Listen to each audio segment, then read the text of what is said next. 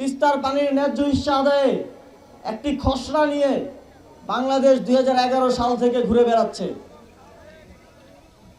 কিন্তু বিগত সময়ে আমরা এমনই এক ফ্যাসিবাদী সরকার পেয়েছি যারা শুধু বলে গেছে যে ভারতকে যা দিয়েছি আজীবন মনে রাখবে, কিন্তু ভারত থেকে কিছু আদায় করতে পারেনি। তাদের নতজানু পররাষ্ট্রনীতির কারণে তারা শুধু ভারতে গিয়ে ভারতের প্রধানমন্ত্রীর সাথে ছবি তুলেছে, তিস্তার কথা বলার সাহসটা পর্যন্ত করতে পারেনি। অন্তর্বর্তীকালীন সরকার তার গঠনের পর থেকেই পররাষ্ট্র নীতির ক্ষেত্রে শিরদাঁড়া উঁচু করে দাঁড়িয়েছে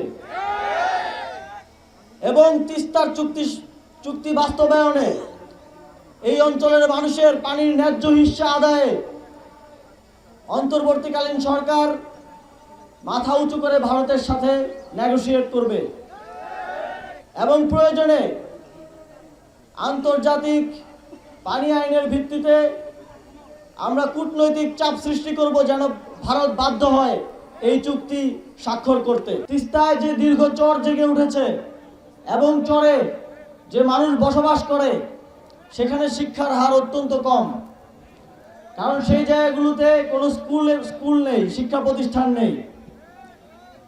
স্থানীয় সরকার পল্লী উন্নয়ন ও সমবায় মন্ত্রণালয় তিস্তার চরে জনসংখ্যা অনুপাতে শিক্ষা প্রতিষ্ঠান নির্মাণের ব্যবস্থা করবে। পীরগাছা থেকে চিলমারি আপনাদের দীর্ঘদিনের দাবি একটি সংযোগ ব্রিজ করার। তখনই আমরা সিদ্ধান্ত নিয়েছি যে সেই ব্রিজটি আমরা করব। এখন সেই ব্রিজটি করার জন্য ফিজিবিলিটি স্টাডি চলমান রয়েছে। আমি আপনাদেরকে আশ্বস্ত করতে চাই, অন্তর্বর্তীকালীন সরকারের সময়ে সেই ব্রিজের কাজের উদ্বোধনটা আমরা করে দিয়ে যেতে চাই। 1400 মিটারের একটি চেইনলেস ব্রিজ সেখানে স্থাপিত হলে আপনাদের উত্তরবঙ্গের যোগাযোগ ব্যবস্থার যথেষ্ট উন্নতি হবে বলে আমি বিশ্বাস করি। আমি নিশ্চিত করতে চাই যে অন্তর্বর্তীকালীন সরকারের সময়ে হয়তো আমরা দীর্ঘ 17 বছরের যে বৈষম্য সেটা ঘোচাতে পারবো না, কিন্তু যতটা সম্ভব সর্বোচ্চ আন্তরিকতার সাথে আমরা চেষ্টা করে যাব। এই তিস্তার সংকট চিরতরে নিরসন হবে। তিস্তা আপনাদের জন্য আশীর্বাদ হিসেবে আবির্ভূত হবে।